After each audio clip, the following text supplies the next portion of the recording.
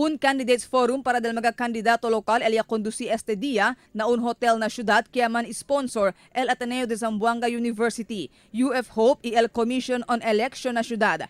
Asegun con el presidente del Ateneo de Zamboanga University, Father Karel San Juan, objeto del forum amo para manda kontesta con el mga kandidato, si pakimodo sila man address con el diferentes mga asunto ta afekta con el mga Zamboangueños. Cada uno del mga kandidato tiene el bastante tiempo para kontesta con el mga pregunta kanila. Ta-incluhin na mga asunto el paz y orden, youth empowerment, derecho del mga bata y mujeres, asunto de empleo y basic services, igual el problema de agua y electricidad que presentamente ta sufri el mga Zamboangueño y otro pa mga consierne asunto. This forum is very important because of the coming May elections, and the people of Zamboanga should be informed of the several issues and concerns of the different sectors of the city and how the local candidates from mayor, vice mayor, and Congress will respond to those issues and concerns. There are many about women, about the youth, about the IDPs, about the IPs, about how they run government, many issues that Zamboanga City faces, and we need to hear from the candidates their specific plans, programs, and visions concerning all these issues.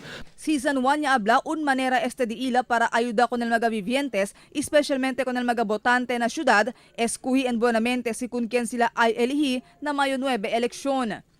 So this is a very issue-based forum, no? Not really based on personality, but based on issues. And many organizations gathered, joined their forces to promote activities like this. Intendido el Candidates Forum para con el mga kandidato takore para na posisyon de alcalde, vice-alcalde y kongresista. Presente durante el forum el mga kandidato takore para na posisyon de alcalde, el incumbent Mayor Maria Isabel Climaco, el retirado Police General Mario Yanga y Albert Cahayon. El mga kandidato takore para na posisyon de vice-alcalde, el incumbent Vice Mayor Cesar Iturralde, Konsehal Melchor Sadain y Konsehal Noning Biel. El mga kandidato para kongresista del Distrito 1, el incumbent Celso Lobregat, Crisanto de la Cruz y Cesar Climaco Jr. Y el mga kandidato para kongresista del Distrito 2, el incumbent Lilia Nuño, Manix Dalipe y otro pa. Mientras tanto, estaba na diferentes sektor ang mga Kenya atende na forum. Si San Juan niya habla, este el primer candidates forum kaya inisya sila para este año eleksyon. Itaroga sigun ele que ay por este guía con el mga botante si con quien debe bota na Mayo 9 eleksyon. Marifita Mayo, Dateline Zamboanga.